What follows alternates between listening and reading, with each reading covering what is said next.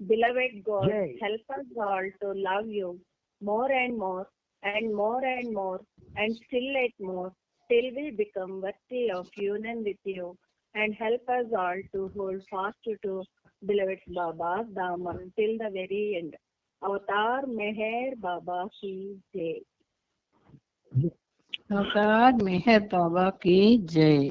ప్రీతం మెహర్ బాబా, నీవు ప్రసాదించిన ప్రవచన సారమును గ్రహించవలసిన తీరులో గ్రహించి సదవగాహన చేసుకుని వాటిని మా జీవనములలో ఆపాదించుకొని నిజాయితీ తోడను నిర్మల ప్రేమ తోడను వాటిని ఆచరించులాగున మా అందరినీ ఆశీర్వదించు.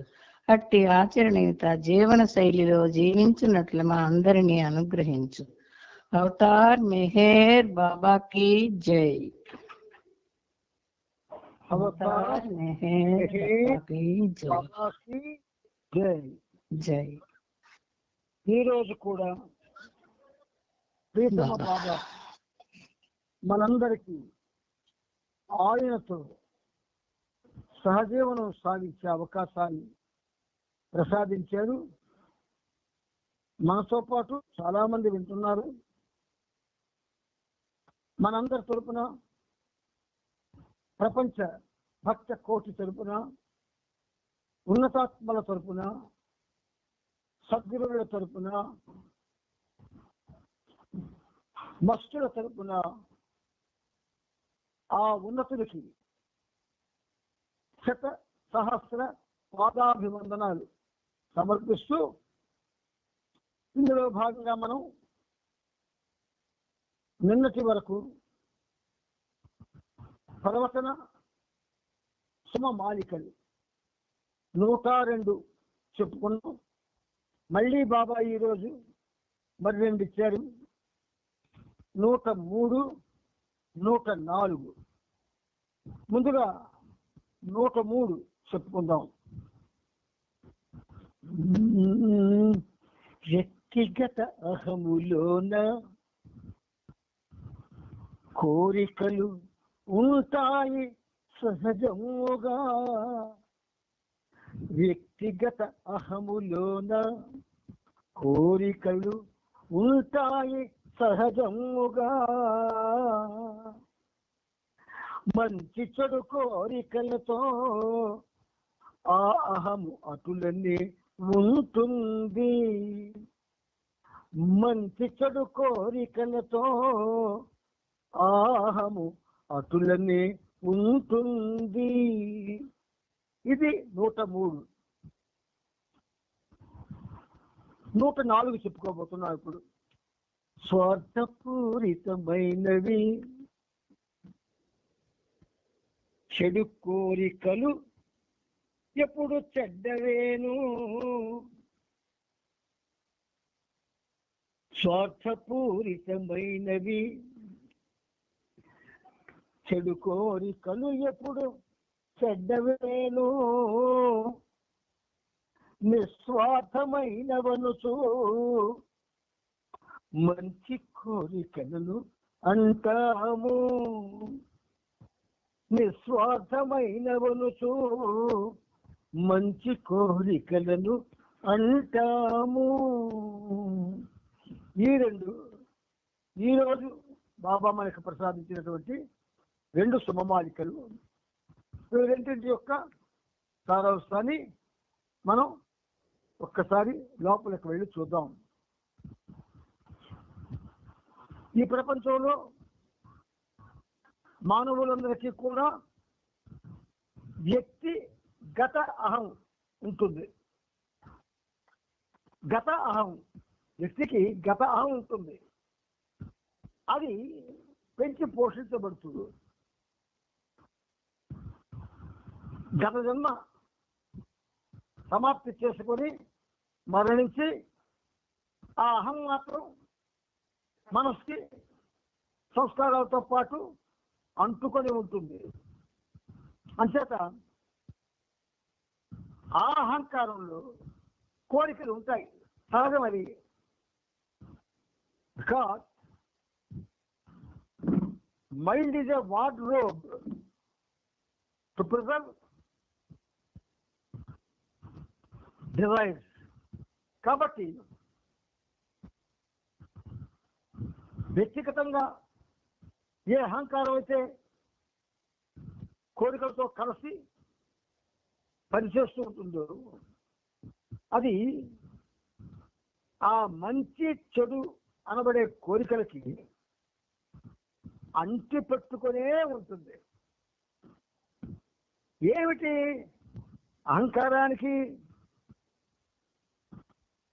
ఈ కోరికలకు సంబంధం ఏంటి అని మనం అనుకోవచ్చు. మనిషిలో ఉన్న పరిమిత అహంకారం అది తనని తాను వ్యక్తం చేసుకోవడానికి కోరికల్ని సాధనంగా చేసుకుంటుంది. ఇది 103. 104 చెడు కోరికలు అనేవి. చెడు కోరికలు బాబా మంచి ఒక్కటే ఉంది, చెడు తారతమ్యాలలో మంచి తారతమ్యాలలో చెడు మాత్రం అది ఉన్నది. అసలు చెడు లేనే లేదు. యథార్థానికి చెప్పుకోవాలంటే మంచే తారతమ్యాలలో ఉన్నది అంటారు బాబా. చెడు లేదు, మంచి తారతమ్యాలలో ఉన్నది అంటే మహామంచి, ఎక్కువ మంచి, ఎక్కువ మంచి కంటే కొంచెం తగ్గిన మంచి, అంతకన్నా తక్కువ మంచి, అంతకన్నా తక్కువ మంచి, అంతకన్నా తక్కువ మంచి, మంచి ఉత్తి మంచి, కొంచెం నీరసంగా ఉన్నటువంటి మంచి, ఇలా ఉంటాయి ఆ మంచి స్థితులు. ఈ బాధంతా ఎందుకని చెడు అనేటటువంటి మాట మనం తరచుగా మాట్లాడుకుంటూ ఉంటాం. అంచేత చెడు కోరికలు ఎప్పుడూ చెడ్డవే. అంటే నువ్వు భగవంతుడితో ఉన్నా ఆ కోరికలు చెడు లక్షణాలతోనే ఉంటాయి. ఆధ్యాత్మిక పదంలో మనకు ప్రగతి లేదు, పురోగతి లేదు. ఎక్కడ వేసేది గొంగళి అక్కడైనా చందంగా చెడు ఎక్కువగా ఉంటుంది, అందరిలో మంచి తక్కువగా ఉంటుంది. ఆ మంచి ఏదైనా తక్కువగా ఉంది అంటే భగవంతుడితో లేదా అవతారుడితో మనకు ఉన్నటువంటి సంబంధం వల్ల ఆ కొంచెం మంచైనా ఉంటుంది, లేకపోతే అది ఉండదు. అంచేత చెడు కోరికలు కానివి మంచి కోరికలు కానీ అవి నిస్వార్థమైనవి అనుకుంటాం మనం. కాదు, కోరికలు ఎప్పుడూ స్వార్థపూర్తివే, మంచివైనా చెడ్డవైనా. అంచేత ఈరోజు ప్రేమ సేవ అనే అధ్యాయంలో మనం ఇప్పటికి 3 సుమాలికలు చదువుకొని అర్థాన్ని చెప్పుకోవడం జరిగింది. దీనితో 104 సుమాలికలు మనం చెప్పుకున్నాము. అవతార్ మెహర్ బాబాజీ జై. ఇప్పుడు మనం ఏం చేస్తాం, ప్రవచన వచనాల్లోకి ప్రయాణం చేస్తున్నాం. మనం నిన్నను అంటే 30వ తారీఖుని నమ్మకాలు అభిప్రాయాలు అన్నటువంటి ఆ పేరాని మనం చెప్పుకున్నాం. ఇప్పుడు మరో పేరాలో ప్రయాణం చేయడానికి ప్రయత్నం చేద్దాం. సజీవ విశ్వాసము సృజనాత్మకమైన శక్తి.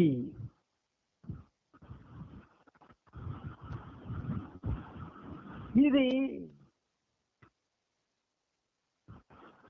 ఈ రెండు కూడా ఎలాంటివంటే వరాలు. ఈ వరాలు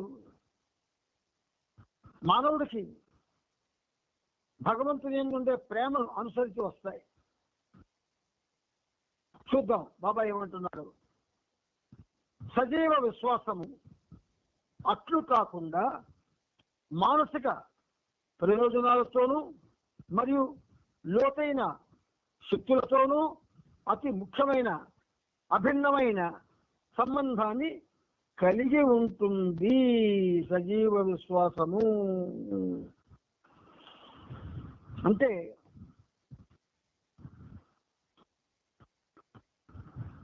విశ్వాసంలో సజీవత.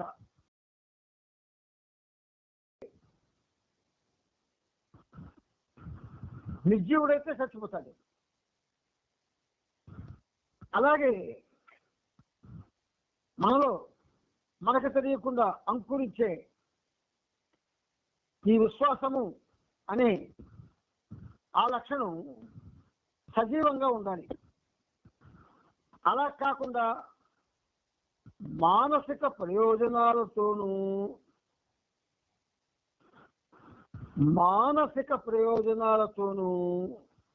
మరియు లోతైన శక్తులతోనూ మానసిక ప్రయోజనాలతోనూ అంటే మనస్సుకి ఆలోచనా శక్తి, సంస్కారాలను తనలో దాచుకునే శక్తి, బుద్ధికి తోడ్పడే శక్తి, విచక్షణను పెంపొందింపచేసే శక్తి, వియోగ బాధను అనుభవింపజేసే శక్తి, భగవంతుణ్ణి ప్రేమించగలిగే శక్తి, చివరకు భగవంతుణ్ణి ఏకత్వానుభూతి చెందే శక్తి కూడా మనసుకున్నది. అది చేయగలదు, మానవుడికి ఆ సహాయం చేయగలదు. అంచేత మానసిక ప్రయోజనాలతోనూ లోతైన శక్తులతోనూ అతి ముఖ్యమైన అభిన్నమైన సంబంధాన్ని మనస్సు కలిగి ఉంటుంది అంటారు బాబా. భిన్నత్వం ఉండడంలోని దాని యొక్క సజీవ విశ్వాసంలో మానసిక ప్రయోజనాలు, వాటికి సంబంధించినటువంటి విషయాలు, ప్రముఖ విషయాలు, లోతైన శక్తులు, అభిన్నమైన భిన్నం కానివి అభిన్నమైన సంబంధాన్ని కలిగి ఉంటుంది మనస్సు. అంత గొప్పది మనస్సు.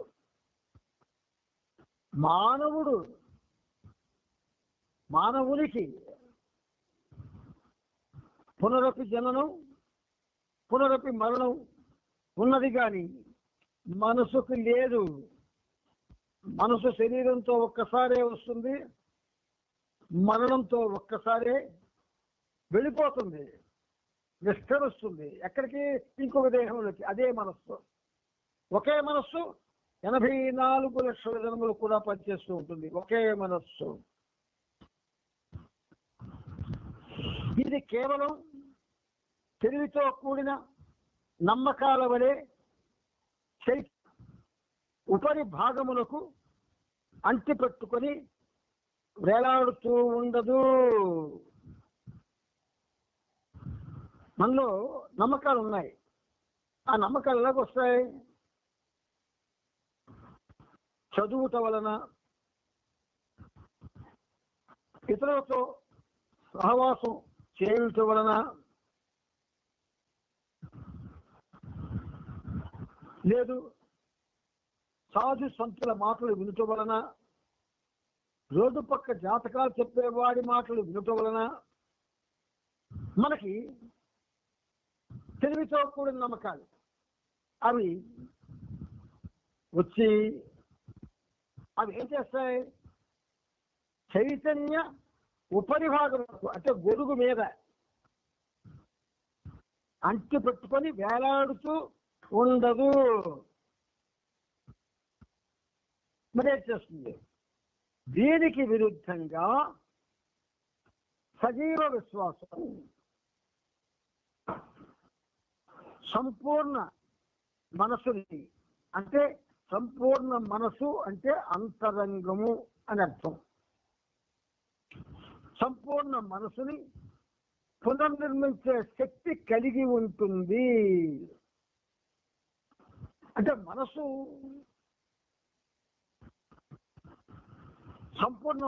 సంపూర్ణంగా ఉండదా?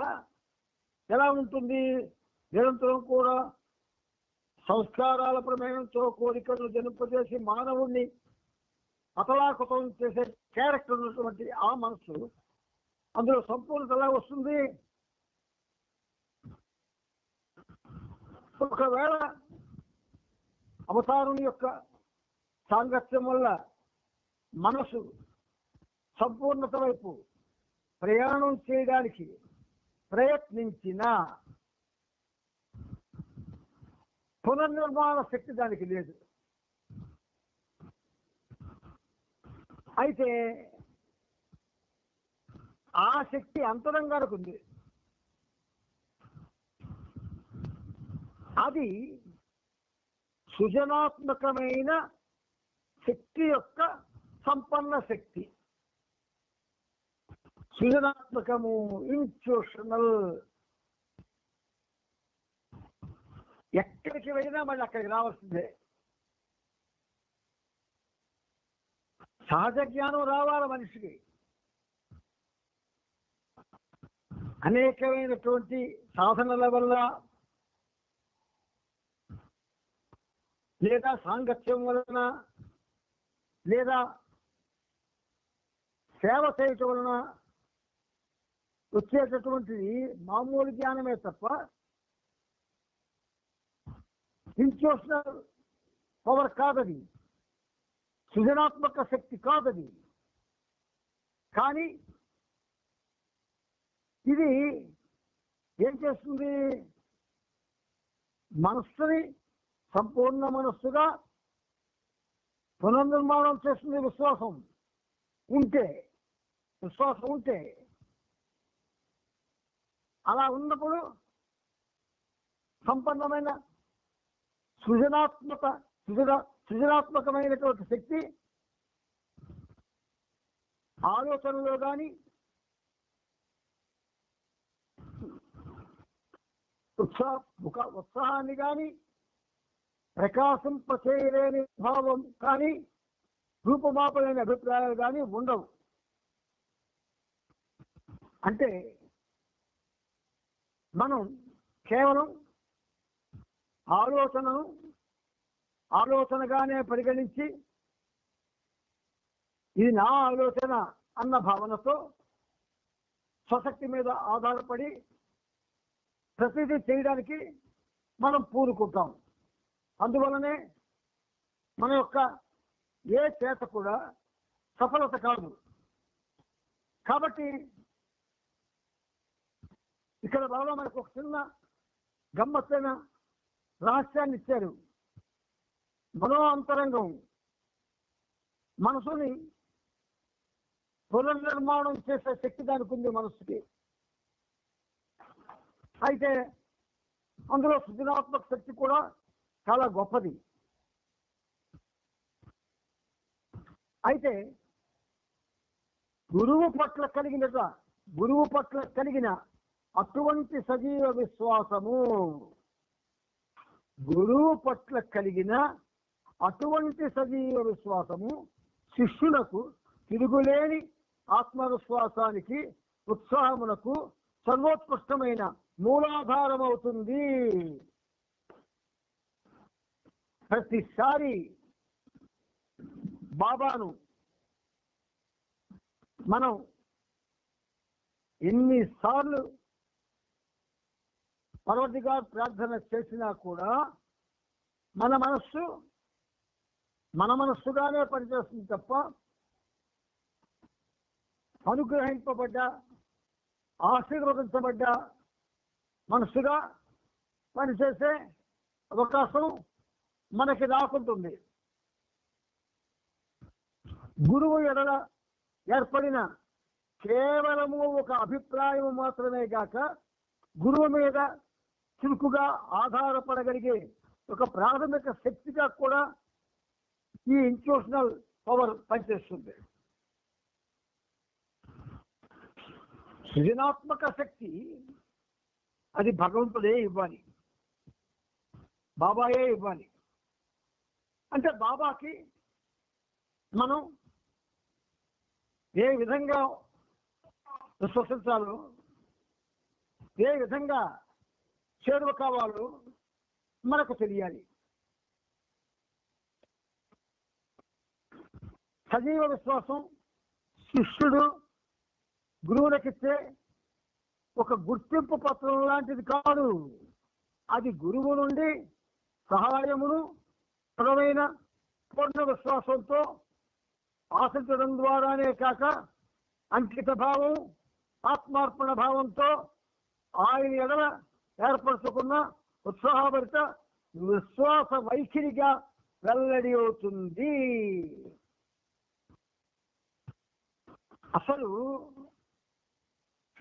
మనస్సులో కోరికల ప్రభావం వల్ల మానవుని యొక్క వైఖరిలో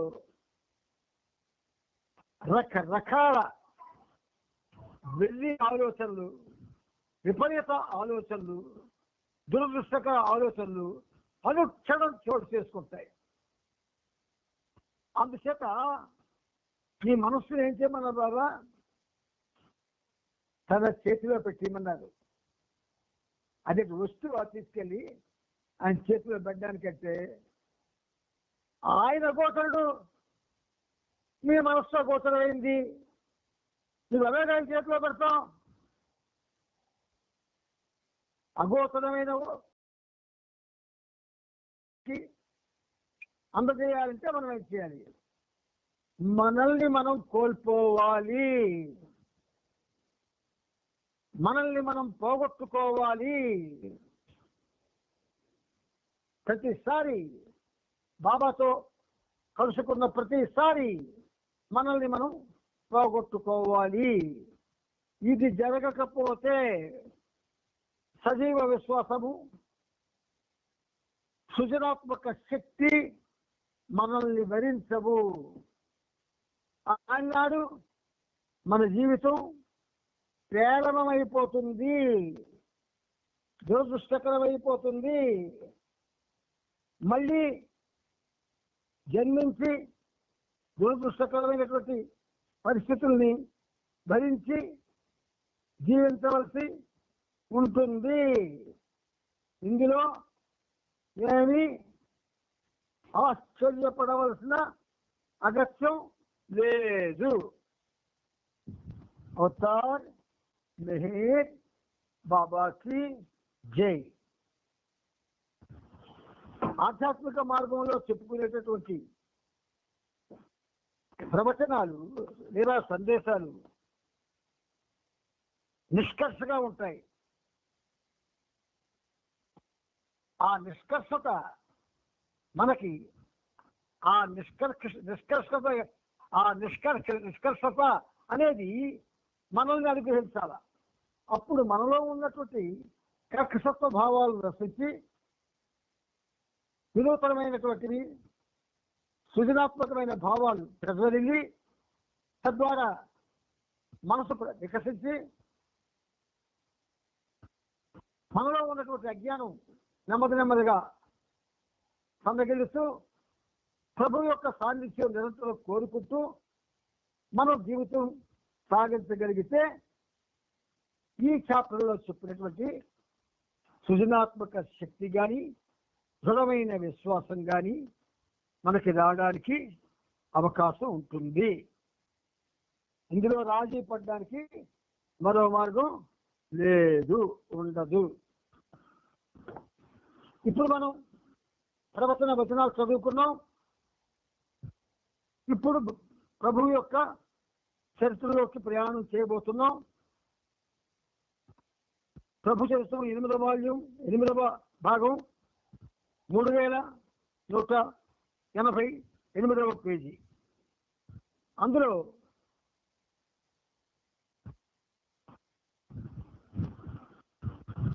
బ్రహ్మానందమైన రీతిలో వినాశాన్ని బాధను కలిగిస్తుంది. భగవంతుని ఆత్మానందం సెల్ఫ్ గ్రాటిట్యూడ్ స్వయం ప్రకటితమైనప్పుడు తనతో పాటు శాంతి సౌభాగ్యాలను కొలుచేస్తుంది అని బాబా చెప్పిన మీద 3 వాక్యాలకి కింద 3 పేరాలు ఉన్నాయి. అందులో 2 పేరాలు చెప్పుకొని మనం ఆపుకున్నాం. ఈరోజు 3వ పేరాని మనం చెప్పుకుందాం. ప్రస్తుతం సంభవించిన ఈ ప్రపంచ సంగ్రామంలో దోషులు, నిర్దోషులు, పోరాడిన యోధులు, పోరాడని వాళ్ళు, ఇలా అందరూ శారీరకంగాను మానసికంగాను తీవ్రమైన బాధను పెంచారు. అదేవిధంగా సమీప భవిష్యత్తులో ఆవిష్కారం కానున్న భగవంతుని ఆత్మానంద దశలో అర్హులు అనర్హులు పరిస్థితికి అనుగుణంగా మేల్కొని ఉంటే ఇరువురు కూడా భగవంతుడు కురిపించే దివ్య కృపను అందుకునేందుకు సమాన అవకాశాన్ని కలిగి ఉంటారు. ఈ అవకాశం ఎంతో అరుదుగా విలక్షణంగా పునరావృతం అవుతూ ఉంటుంది. నా సందేశాన్ని విన్నవారికి వినని వారికి అందరికీ నా ఆశీస్సులు. అప్పుడు దేశముఖ్ గారి 9 ఏళ్ల అమ్మాయి సంజీవని నాట్య ప్రదర్శన ఇచ్చింది. దేశముఖ్ కుటుంబ సభ్యులంతా బాబా పాదాల్ని ఆశ్రయించి జీవిస్తున్నారు. బాబా పాదాల్ని ఆశ్రయించి జీవించేటటువంటి దేశముఖ్ కుటుంబంలోని ఒక 9 ఏళ్ల అమ్మాయి డాక్టర్ శంకర్ శ్రీరామారావు గారు కూడా చిన్నపిల్లల చేత చేయించారు. ఇదేం దురదృష్టం. ఇప్పుడు వయస్సులో ఉన్నవాళ్ళు, నడి వయస్సు వాళ్ళు, ముసలి వాళ్ళు కూడా ఈ డ్యాన్సులకి ఎగబడిపోతున్నారు. మరి 9 ఏళ్ళు 10 ఏళ్ల లోపు పిల్లలు చేసే నాట్యాలకి వయసులు మీరినటువంటి వయసులో ఉన్నవాళ్ళు, ఒక విధంగా వయసు దాటి బాధ్యతల్లోకి వెళ్ళిన వాడు, బాధ్యతలో ఉంటూ కౌమారం కూడా దాటిన వాడు కూడా ఇంకా నాట్యాలు చేస్తే అది వాళ్ళకు ఆనందంగా ఉంటుంది. కానీ మరి వాళ్ళలాంటి మనస్తత్వాలున్న ఆ శ్రోతలకి నచ్చవచ్చు. కానీ అందరికీ నచ్చదన్న విషయం అందరూ గ్రహించాలి. శరీరం బాల్యంలో మృదువుగా ఉంటుంది, చూడముచ్చటగా ఉంటుంది. అప్పుడు డ్యాన్స్ వేరు, మంచి యవనంలో డ్యాన్స్ వేరు. యవనం యొక్క ప్రభావం ఉంటుంది. కాబట్టి క్లాసికల్ డ్యాన్స్ చేసేవాళ్ళు అందంగా కనబడతారు. కానీ కౌమార దశ ప్రవేశించిన తరువాత పిల్లల్ని పెంచుతూ బాధ్యతలతో ఉన్నవాళ్ళు స్టేజ్ ఎక్కి చిన్నపిల్లల ఆటలాడడం అనేది ఎబ్బెట్టుగా ఉంటుంది. అది 10 మందిని ఒక విధంగా అనవసరంగా బాధ పెట్టేటట్టు కూడా ఉంటుంది. ఇది ఈ డ్యాన్స్ చేసేవాళ్ళు కానీ చేయించేవాళ్ళు కానీ గ్రహించకపోవడం మానవుల దురదృష్టం. అంచేత మెహర్ బాబా తరఫున మాట్లాడే వ్యక్తిగా దేశముఖ్ అందరికీ సుపరిచితులయ్యాడు. భారతదేశం అంతటా బాబా సందేశాన్ని వ్యాప్తి చేయడంలో దేశముఖ్ చేయని ప్రయత్నం అంటూ లేదు. ఆ సాయంకాలం రామదాస్ చౌరాసియా అంటే ఈ రామదాస్ చౌరాసియా 1922లో మొట్టమొదటిసారి బాబాని నామస్మరణ గురించి అడిగి ఆయన నుంచి అభిప్రాయాన్ని పొందినవాడు రామదాస్ చౌరాసియా. రామదాస్ చౌరాసియా ఇంటిని బాబా సందర్శించారు. చిన్నారులైన అతని కుమారుడు శంకర్లాల్, శేష్లాల్ను బాబా తన చేతుల్లోకి తీసుకొని గుడిలో కూర్చోబెట్టుకున్నారు. పిల్లలిద్దరిని బాబా పదే ముద్దు పెట్టుకున్నారు. అక్కడ బాబాకు హారతిచ్చారు. తరువాత బాబా ప్రసాదాన్ని పంచారు. ఆ ఇంట్లో నుండి రోడ్డుపైకి వచ్చి బాబా బస్సులోకి వెళ్ళమని చెబుతూ అక్కడే నిల్చుని అందరినీ ఆశ్చర్యంలో ముంచెత్తారు. ధన్తనీలో బాబాదాసును వదిలిపెట్టి వచ్చారన్నదే కారణమని వెంటనే అందరికీ తెలిసింది. అతన్ని తీసుకురమ్మని బాబా బస్సును పంపించారు. బాబా కోసం ఒక కుర్చీని తేగా అందులో కూర్చొని అక్కడికి చేరిన మిల్లు కార్మికులకు దర్శనమివ్వసాగారు. బాబాదాస్ వచ్చాక అందరూ డాక్టర్ దోబే అంటే దంత వైద్యుడు ఇంటికి వెళ్ళారు. అక్కడ చిన్న కార్యక్రమం ఏర్పాటు చేశారు. అది ముగిశాక తిరిగి ధంతోలీకి వెళ్ళారు. బాబా నవంబర్ 14వ తేదీన నాగపూర్ థియోసాఫికల్ సొసైటీలో దర్శనం ఇచ్చేందుకు ఉదయం 10 గంటలకు బయలుదేరారు. బాబా ఇచ్చిన ప్రేమ యొక్క క్రియాశీలక శక్తులు, ది డైనమిక్స్ ఆఫ్ లవ్, క్రియాశీలక శక్తులు అనే సందేశాన్ని సొసైటీ కార్యదర్శి చదివి వినిపించారు. దానిలో కొంత భాగం దిగువ ఇవ్వబడింది. డైనమిక్స్ ఆఫ్ లవ్, క్రియాశీలక శక్తులు అనేటటువంటి ఒక సందేశ భాగాన్ని మనం ఇప్పుడు వింటున్నాం. ఉద్వేగాల్లో మునిగి ఉన్నప్పుడు వెలువడే తాత్కాలిక భావ విస్ఫోటన కన్నను నిద్రాణమై ఉన్న హృదయంలో తలొస్తే నిష్ణానమైన శబ్దత కన్నను నిజమైన ప్రేమ పూర్తిగా భిన్నమైనది. ఉద్వేగాల్లో మునిగి ఉన్నప్పుడు వెలువడే తాత్కాలిక భావ విస్ఫోటనం కన్నను సాధారణంగా ఆధ్యాత్మిక మార్గంలో ఆవేశం, ఆరాటం, ఆక్రోశం ఇవి ఉంటాయి. కానీ ఉద్వేగం రాదు. ఉద్వేగం ఎవరికి వస్తుంది? ఉదాహరణకి ఒక కార్యం చేయడానికి బాబా నాకు 2 వ్యక్తులు కావాలని 4 వ్యక్తుల్ని పిలిచి ఇంటర్వ్యూ చేస్తూ ఒకరిని మొదట ఇంటర్వ్యూ చేసి వాడిని పక్కకు పంపించేసి మిగతా గురించి ఇంటర్వ్యూ చేయడానికి బాబా ఎప్పుడైతే ప్రయత్నం చేస్తారో అప్పుడు ఆ ముగ్గురులో ఉద్వేగం వస్తుంది. మొదటి వాడిని సెలెక్ట్ చేయలేదు, మేము సెలెక్ట్ అవుతామో లేదు అని. అంటే ఆ ఉద్వేగం అనేది ఏ పరిస్థితుల్లో వస్తుందో కూడా మనకు కొంచెం ఐడియా ఉండాలి. అంచేత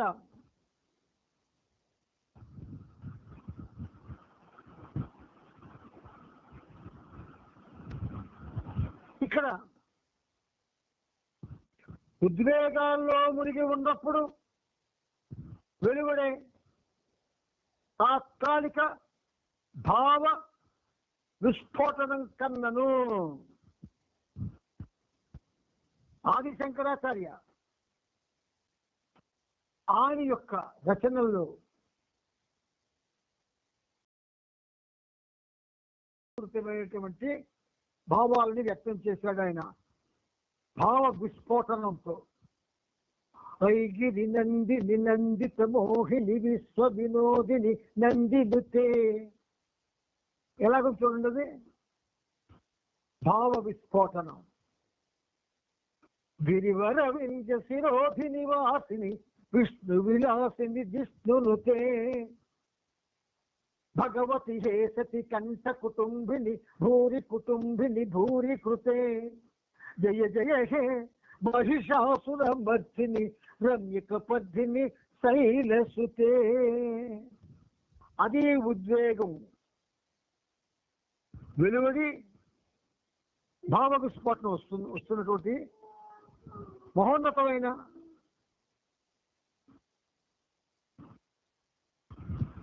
అది ఒక ఎక్స్ప్రెషన్.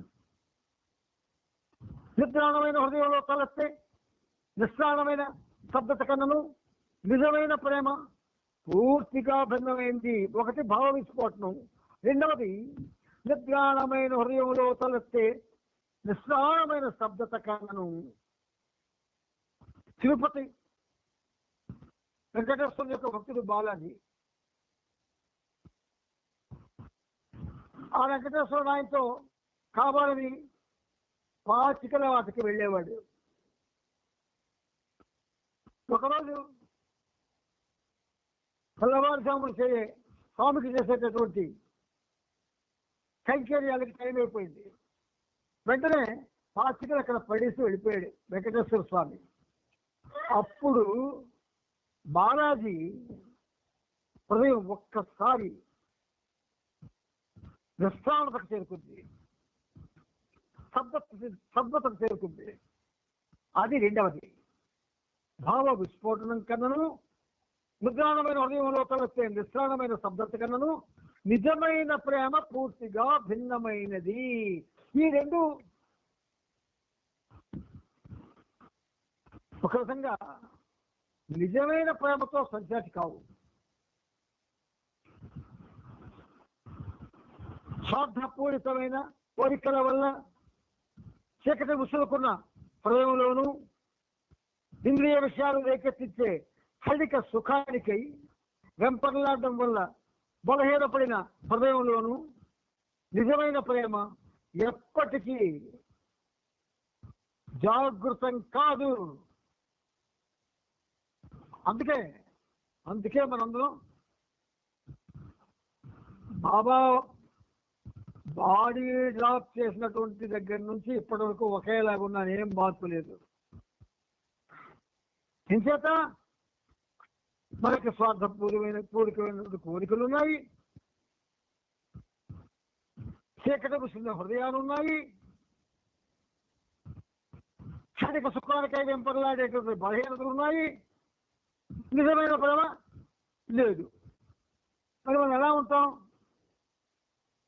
అందుచేత నిజమైన ప్రేమ ఎప్పటికీ వాళ్ళలో జాగృతి కాదు. కానీ నిరాడంబరమైన నిష్కళంక హృదయులకు సద్గురుని కృపావిశేషంతో నిజమైన ప్రేమ కానుకగా లభిస్తుంది. Love is a gift from God to man. ఎవరికి? నిష్కళంక హృదయులకు, హృదయంలో కళంకం లేని వాళ్ళకి, నిరాడంబరులకు. నిరాడంబరులు అంటే వ్యవస్థలతో తిరిగే వాళ్ళు కారు, నిరాడంబరంగా ఉంటారు. వాళ్ళకి ఏ ఆశలు కోరికలు ఏముండవు. వాళ్లకు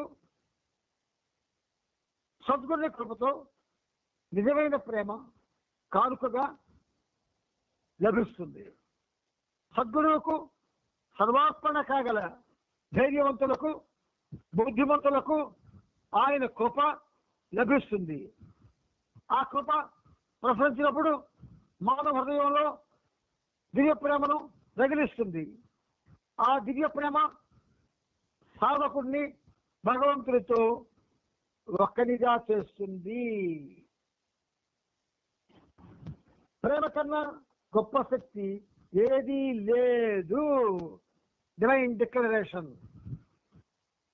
అసలు మనలో మొత్తం ప్రపంచంలో బాబా ప్రేమికుల్లో ఏ ఒక్కడు కూడా ఇటువంటి స్థితి గురించి ఆలోచించలేదు, అటువంటి స్థితిని పొందలేదు. చివరికి మండలి వాళ్ళు కూడా వాళ్ళు అవతార కార్యక్రమం కోసమే ఆవిర్భవించినటువంటి అదృష్టవంతులైనప్పటికీ వాళ్ళని బాబా వీటిపోయిన కుర్చీలతో పోల్చి వాళ్ళు ఇంకా 3 జన్మలు ఎత్తవలసి ఉంది అన్నారు. అందుచేత మనం చేస్తున్న పనులన్నీ ఒక విధంగా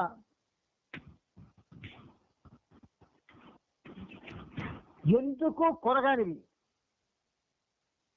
ఏ విధమైనటువంటి ఆధ్యాత్మికంగా మనకి ఉపయుక్తం కానివి చేస్తున్నాం. మనం చేస్తూ ఏదో చేసేస్తున్నామనే దుర్దృష్టకరమైనటువంటి భావాలతో నిండిపోతున్నాం. ఠాకూర్ గృహంలో మధ్యాహ్నం 3 గంటల నుండి 5 గంటల వరకు బాబా తన ప్రేమికులకు ఇంటర్వ్యూలు ఇచ్చారు. రాత్రి 7:30 గంటలకు నాగపూర్ విశ్వవిద్యాలయం కాన్వకేషన్ హాలులో ఒక కార్యక్రమాన్ని ఏర్పాటు చేశారు. ఆహ్వానితులతో హాలు పూర్తిగా నిండిపోయింది. కొంతమంది బయట నిలుస్తున్నారు. బాబా ప్రవేశించాక జస్టిస్ నియోగి, జస్టిస్ పురాణిక్ బాబాకు పూలమాలలు వేశారు. కొంతమంది బాలికలు, యూనివర్సిటీ విద్యార్థులు స్వాగత గీతం పాడారు. తరువాత బాబా యొక్క ఆధ్యాత్మిక హోదాను గురించి, ఆయన యొక్క విశ్వ కార్యక్రమం గురించి నియోగి మాట్లాడారు. అప్పుడు సర్వజీవన సమైక్యత, the unity of all life అనే బాబా సందేశాన్ని నియోగి ఆ సమావేశంలో చదివి వినిపించాడు. దానిలో కొంత భాగం దిగువ ఇవ్వబడింది. అది మనం వింటున్నాం. జాగ్రత్తగా ఇలాంటివి వినండి, చాలా వస్తున్నాయి. స్త్రీ పురుష లింగభేదం, జాతీయత, కులం, మతం, జాతి అనువాటిని ఆధారం చేసుకొని అజ్ఞానంతో మీరు అంటే మనం అవిభాజ్యము అవిభక్తము అయిన ఈ జీవన మహాసాగరంలో undivided and individual ocean of life అత్యంత హానికరమైన విభాగాలను సృష్టించుకున్నారు మీరు అంటున్నారు బాబా. యావత్ ప్రపంచంలో ఉన్న మనకి మీకు మీరే సృష్టించుకున్న ఈ అడ్డుగోడలతో మీ హృదయాన్ని విషపూర్తం చేసుకున్నారు. చాలా జాగ్రత్తగా వినండి. ఈ మెసేజ్లు గ్యాప్ ఉంచుకుంటే కర్తవ్యం బోధపడుతుంది. మీకు మీరే సృష్టించుకున్న ఈ అడ్డుగోడలతో మీ హృదయాన్ని విషపూర్తం చేసుకున్నారు. మీ మధ్య సంబంధాలకు అవరోధం కల్పించుకున్నారు. సర్వజ్ఞుడైన సద్గురువు పాద సన్నిధిలో మీరు ఈ సత్యాన్ని నిదానంగానైనా సరే తప్పకుండా అవగతం చేసుకోవాలి. మీకు మీరు సృష్టించుకున్న అడ్డుగోడలతో మీ హృదయాల్ని విషపూరితం చేసుకున్నారు. మీకు మీరే సృష్టించుకున్న అడ్డుగోడలతో మీ హృదయాలను విషపూరితం చేసుకున్నారు. ఈ బాహ్య విషయాల పట్ల మీకున్న దురభిప్రాయాల్ని వదిలి పైపైన కనబడే హెచ్చు తగ్గులని చిక్కుల్లోంచి మీరు నిదానంగానైనా సరే తప్పక బయటపడి తీరాలి.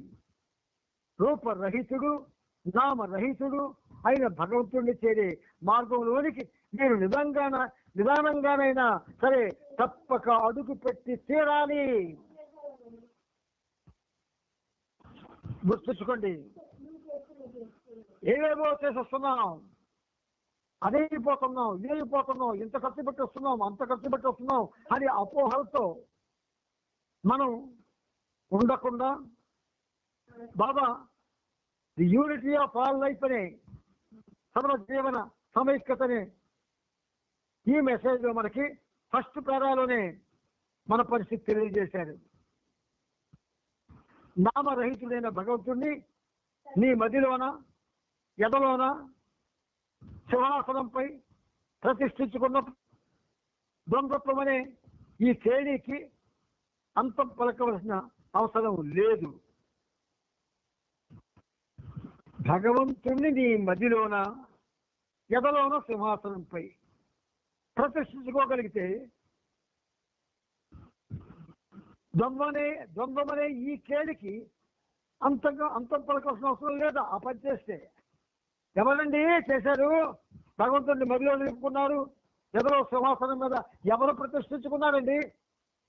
అటువంటి వాళ్ళు చెప్పండి, వెళ్ళి వాళ్ళు సేవ చేసుకుంటాను. ఎవరున్నారు? ఒక్కరు లేరు. ఈ ద్వంద్వాలలో తగులుకోకుండా జాగ్రత్త పడుతూ ఈ జగన్నాటకంలో నీ పాత్రను పోషించాలి. ఈ ద్వంద్వాలలో తగులుకోకుండా జాగ్రత్త పడుతూ సమూహాల్లోకి వెళ్తే ఎలా తగులుకోవడం మానేస్తాం? జనాలతో ఉండాలి అనుకుంటే మానలేము. కానీ ఈ ద్వంద్వాలలో తొలుకోకుండా జాగ్రత్త పడుతూ ఈ జగన్నాటకంలో ఈ పాత్రను పోషించాలి. జీవితం అందించే విభిన్న అనుభవాల మధ్యనే జీవన సమైక్యతను, యూనిటీ ఆఫ్ లైఫ్ అనుభవించి వ్యక్తం చేయగలగాలి. ఒక్కరు వ్యక్తం చేసేటప్పటికీ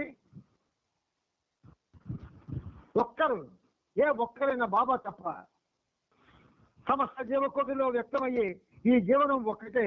కనిపించే ఈ విభజనలన్నీ కేవలం భావనయే. సమస్త జీవకోటిలో వ్యక్తమయ్యే ఈ జీవనం ఒక్కటే వన్.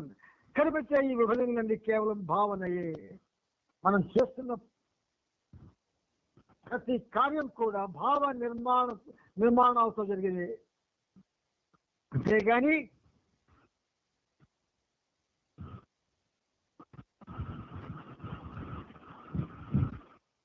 నామరహితుడు రూపరహితుడు అయిన భగవంతుడిని చేరే మార్గంలో ఇప్పటికి అడుగు పెట్టలేదు. మనం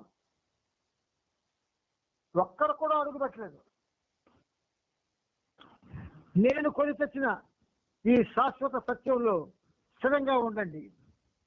ఈ సందేశపు మరాఠీ అనువాదాన్ని జస్టిస్ పురాణిక్ హిందీ అనువాదాన్ని మాణిక్ మెహతా చదివి వినిపించారు.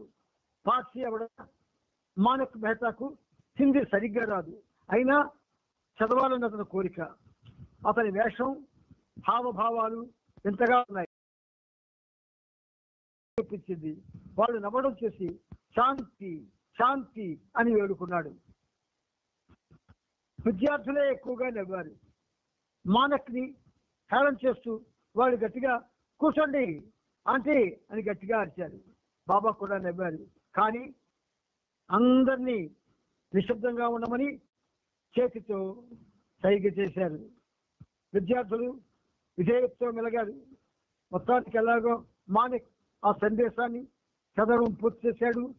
బాబా నవ్వడం చూసిన విద్యార్థులు బాబాను తమ స్థాయిలోని వ్యక్తిగా తీసుకుని వాళ్ళంతా బాబాతో ఒకటిగా అనుభూతి పొందారు. ఒక్కటే మీకు చెప్తున్నాను, 10 ఏళ్ల లోపు ఆత్మజ్ఞానం కలిగే అవకాశం ఉంటుంది. 60 ఏళ్ల తరువాత ఆత్మజ్ఞానం కలిగే అవకాశం ఉంటుంది.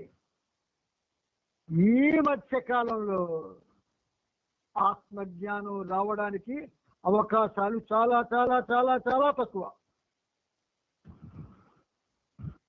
దురదృష్టం ఏంటంటే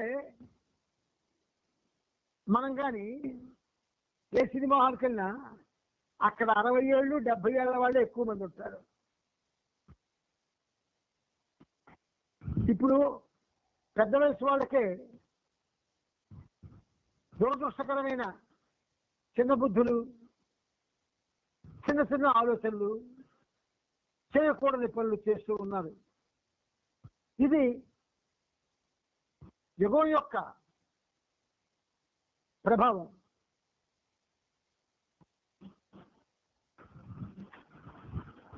మెహర్ బాబా ఈరోజు ఇక్కడకు రావడం నాగపూర్ యూనివర్సిటీ అదృష్టం.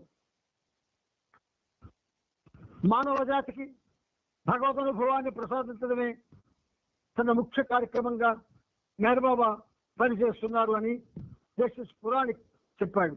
ఆ జడ్జి గారే నాగపూర్ యూనివర్సిటీ వైస్ ఛాన్సలర్. బాబా పట్ల భక్తి ప్రపత్తులు ఉన్నవారు. తరువాత పాటల కచేరీ జరిగింది. పాటలు పాడుతున్న సమయంలో బాబా అంకరాజు వైపు చూస్తూ సైగలు చేయసాగారు. అతను కూడా బాబాకు సైగలతోనే బదులు చెబుతున్నాడు. బాబా నాగపూర్లో ఉన్నప్పుడు పంకరాజును ప్రతిరోజు దేశముఖికి వెళ్ళి విష్ణునుడు వచ్చే టెలిగ్రామ్ తీసుకొని బాబాకు అందజేసే పని అప్పగించారు. దర్శన కార్యక్రమానికి కానీ వస్తు సందర్శనకు కానీ బాబా ఎప్పుడు బయటకు వెళ్ళినా ఔరంగాబాద్లో ఉన్న శ్రీమండలి ఆరోగ్యాన్ని తెలియజేస్తూ ప్రతిరోజు కేబుల్ పంపమని విష్ణుని ఆదేశించి ఉన్నారు. నాగపూర్లో టెలిగ్రాములు కేర్ ఆఫ్ దేశ్ముఖ్ చిన్నాబాతో అందుతున్నాయి. అనుకున్న విధంగా 3 రోజులు టెలిగ్రాములు వచ్చాయి. 4వ రోజు టెలిగ్రాఫ్ ఆఫీస్కి ఏ టెలిగ్రాము రానట్టుగా పంకరాజ్ వాకపు చేసి తెలుసుకున్నాడు. బాబా పంకరాజ్ని టెలిగ్రామ్ రాకపోవడానికి కారణం ఏమిటని అడిగారు.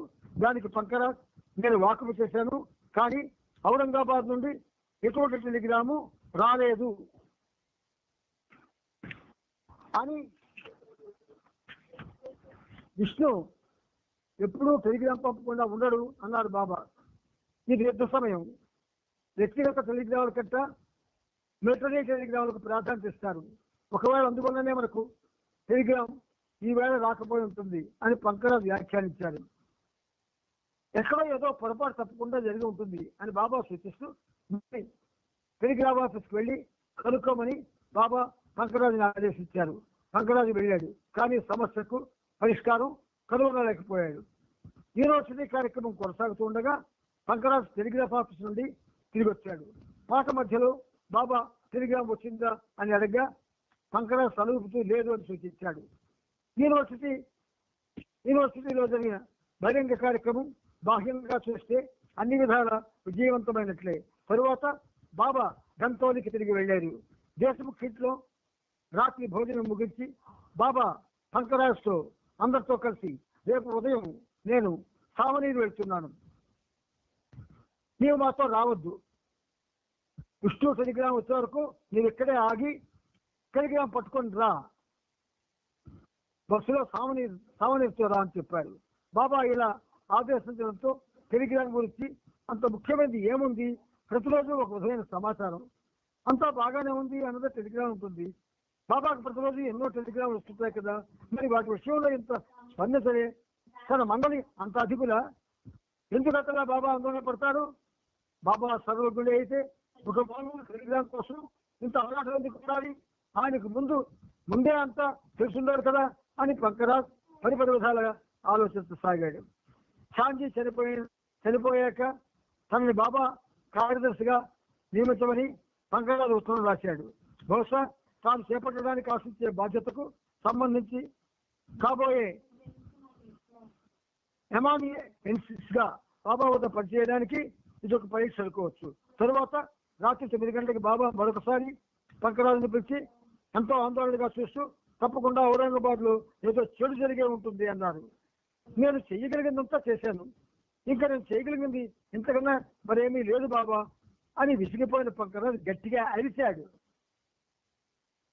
బాధపడినట్లుగా కనబడి బాబా ఆది సీనియర్తో, షాంజీ బతుకున్నట్లయితే ఎలా సమాధానం చెప్పుండేవాడు అని అడిగాడు. వెంటనే ఆది ఎన్నటికీ పంకరాజులా చెప్పుండడు. మరొకసారి ప్రయత్నం చేస్తాను బాబా అని షాంజీ చెప్పుండేవాడు అని సమాధానం చెప్పాడు. పంకరాజు దగ్గరికి పిలిచి బాబా అతని చెవి నులిమి, ఇప్పుడు అర్థమైందా, నీవు షాంజీ స్థానాన్ని పూరించలేవని అన్నారు. పంకరాజు తన దురుసు ప్రవర్తనకి బాధపడ్డాడు. కానీ అదే సమయంలో బాబా తన చెవిని వెళ్ళిపెట్టినందుకు సంతోషపడ్డాడు. బాబా తన సంజయ్ చేస్తారని పంకరాజుకి తెలుసు, అందుకే లోపల సంతోషపడ్డాడు. అయినా ఆ రోజు రాత్రి అతని మనసు ఆందోళన చెందింది. ఏమి జరిగి ఉంటుందా అని ఆలోచనలో పడ్డాడు. ఆ రాత్రి అతనికి నిద్ర రాలేదు. అర్ధరాత్రి వేళ కాకాబరియా పంకరాజుని నిద్ర నుండి లేపి బాబా రమ్మంటున్నారని చెప్పాడు. కొద్దిగా భయంతో బాబా గదిలోకి వెళ్ళాడు. బాబా చాలా సంతోషంగా కనబడ్డారు. ఎవరో వచ్చి టెలిగ్రామ్ను కాకా బాత్రూమ్కి వెళ్తుండగా అతను కిచ్చి వెళ్ళిపోయాడు. కాకా దాన్ని డ్రాయర్ చెరువులో పెట్టి మర్చిపోయాడు. కాసేపు ముందరే అతను ఎందుకో డ్రాయర్ చెరువుగా అతనికి టెలిగ్రామ్ కనబడింది. సరే వెళ్ళి బాగా నిద్రపో, రేపు మండలితో పాటే సామాన్య బయలుదేరి ఈ విషయం గురించి ఏమీ ఆలోచించకు అని బాబా పంకరాజుతో చెప్పి వెళ్ళమన్నారు. పంకరాజు గది నుండి వెళ్ళాడు. అతని హృదయం ప్రేమతో నిండిపోయింది. ఒక చిన్న విషయం తన జీవిత కాలానికి సరిపడా పాఠాన్ని నేర్పింది. కళ్ళల్లో అశ్రువులు స్రవించాయి. మనసులోనే గురుదేవుని పాదాలకు రణమిల్లి తన విధేయతను, గౌరవాన్ని ప్రకటించుకున్నాడు. మన అందరిలో కూడా ఇటువంటి క్యారెక్టర్స్ లేవండి. జడుపు క్యారెక్టర్లు, అనుమానపడే క్యారెక్టర్లు, తొందరపాటు చెందే క్యారెక్టర్లు, అసూయపడే క్యారెక్టర్లు, అసహించుకునే క్యారెక్టర్లు, అబద్ధమాడే క్యారెక్టర్లు, ఇలాంటివి ఉన్నాయి మనందరిలో. కానీ అవతారుని యొక్క ఆ మహోన్నతమైన చరిత్రలో ఆ మండలి వాళ్ళలో ఉన్నటువంటి ఏ ఒక్కరి క్యారెక్టర్ ఏ ఒక్కరికి లేదు.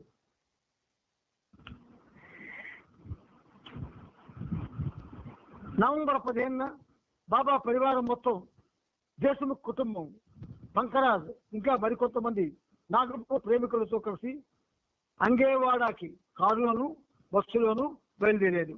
అంగేవాడ అక్కడికి 21 మైళ్ళ దూరంలో ఉంది. చివరి 2 మైళ్ళ రోడ్డు చదునుగా లేదు. దానిపైన కారు కానీ బస్సు కానీ వెళ్ళలేదు. విభూతి అంగేవాడలో ఆధ్యాత్మిక కేంద్రం ప్రారంభించాడు. అక్కడికి చుట్టుపక్కల గ్రామాల నుండి భక్తులు వచ్చి కేంద్రంలో పాటలు పాడి ప్రార్థనలు చేస్తారు. బాబాను గురించి ప్రసంగాలు వింటుంటారు.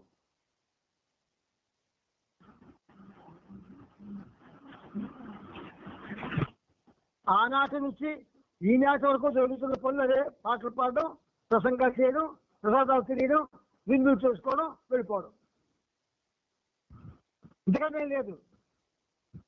అదే ఇప్పుడు జరుగుతుంది. మొత్తం అంగేవాడ గ్రామస్తులందరూ బాబాకు స్వాగతం చెప్పేందుకు నదికి ఒక వైపున చేరారు. వాళ్ళు వేసుకోసాముగా నిద్రలేచి ఉన్నంతలో మంచి దుస్తులు వేసుకున్నారు. ఎడ్ల బండను రంగులతో అలంకరించి ఆ ఎడ్ల మెడలో గల్లులో మోగే గంటలతో ఉన్న బెల్టులు కట్టారు. నదిని దాటేందుకు వారు బాబాని ఎద్దుబండిలో కూర్చోమని కోరారు. బాబా దానికి అంగీకరించారు. తమ ఊరికి బాబాను తీసుకురావడమన్న ఆనందంతో ఆ ఊరి ప్రజలు సంతోషంతో నాట్యం చేయసాగారు. మొత్తం ఆ ప్రదేశం అంతా చాలా సుందరంగా ఉంది. ఆనాటి కృష్ణావతార కాలంలో యమునా నదిని కృష్ణుడు గోపీ జనంతో దాటిన దృశ్యాన్ని మళ్ళీ ఈనాడు గుర్తు చేస్తున్నట్టుంది. చిత్రతగ్గ దృశ్యాన్ని తలపించింది. ఈనాటి ఈ వాతావరణం బాబా చిన్నగా కొత్తగా ప్రారంభించిన సెంటర్ వద్దకు వెళ్ళారు. హారతి సమర్పించాడు. బాబా చిత్రపటాన్ని ఆవిష్కరించారు. అందరికీ ప్రసాదాన్ని పంచాక బాబా అక్కడి నుంచి 2 మైళ్ళ దూరంలో ఉన్న సావనీర్కి వెళ్ళారు. సావనీర్ 10 గంటలకు చేరుకున్నారు. అక్కడ కూడా మొత్తం గ్రామ ప్రజలంతా బాబా దర్శనానికి వచ్చారు. ఆనాటి కార్యక్రమాన్ని పొఫాలి పీడి హరికారే అని ఇంకో వకీలు ఏర్పాటు చేశారు. బాబాను భావల్కార్ పీరియడ్ ఇంటికి తీసుకెళ్లారు. బంగ్లా అన్ని వైపులా జనసాంద్రతతో నిండిపోయింది. ఆ ప్రదేశంలో జనం తప్ప ఏమీ కనిపించడం లేదు. ఈ సదవకాశం కోసం కొన్ని రోజుల ముందు నుండి 6-7 గ్రామ ప్రజలు వేచి చూస్తున్నారు. బాబా అంతకు ముందే వాళ్ళ హృదయాల్లో నివాసం ఏర్పరచుకున్నారు. ఆ ప్రాంతంలో బాబా ప్రేమ సందేశాన్ని వ్యాప్తి చేయడంలో పాపాలి అద్భుతంగా పనిచేశాడు. దాని ఫలితంగా స్త్రీలు, పురుషులు, పిల్లలు సుమారుగా 40,000 మంది తప్పించే హృదయాలతో మెహర్బాబుని దర్శించుకునేందుకు అక్కడికి చేరుకున్నారు. జనాన్ని ఆశీర్వదించేందుకు బాబా అనేక మార్లు ఇంటిలోంచి బయటకు వచ్చారు. కానీ వారికి తరిమి తీరిక అక్కడి నుంచి కదలలేదు. ఈ జనం మధ్య నుండి చాముండి మహారాజ్ అనే ప్రముఖ వ్యక్తి బాబా వద్దకు వచ్చాడు. 2 చేతులు జోడించి కళ్ళల్లో అశ్రువులు కారుతుండగా, నా జీవన కార్యక్రమాలు విజయం చేకూరాలని నన్ను ఆశీర్వదించు అని ప్రార్థించాడు. అప్పుడు బాబా అతన్ని సముదాయిస్తూ, పవన్ హోస్తో వైద్యుల సంబంధం స్థిరంగా ఉన్నంత వరకు ఎటువంటి వైఫల్యము ఉండదు అని చెప్పాడు. జై నాదాలతో ఆ ప్రదేశం అంతా మారుమోగింది. అద్భుతమైన ఉత్సాహం అంతటా వ్యాపించింది. భజనగానం మొదలైంది. ప్రీతముని శ్రీ దురహాసపు మత్తులో పడి జనం తమ కష్టాన్ని, ప్రపంచాన్ని మర్చిపోయారు. తరువాత బాబా మండలి భోజనాలు చేశారు. అక్కడి నుండి సావనీరులోని మెహర్ ఆధ్యాత్మిక కేంద్రానికి వెళ్ళగా అక్కడే హర్కారే అశ్వపూర్త నేనాలతో హారతి సమర్పించాడు. కఫాలి కుటుంబ సభ్యులంతా బాబా దర్శనం చేసుకున్నారు. బాబా ఇక్కడ ఆర్య అనే సందేశాన్ని ఇచ్చారు. అన్స్కెచింగ్ ఫైర్. హార్కారే దాన్ని సవరుగా గాడేకర్ మరాఠీ అనువాదం చేశాడు. బాబా సందేశంలో కొంత భాగం దిగువ ఇవ్వబడింది.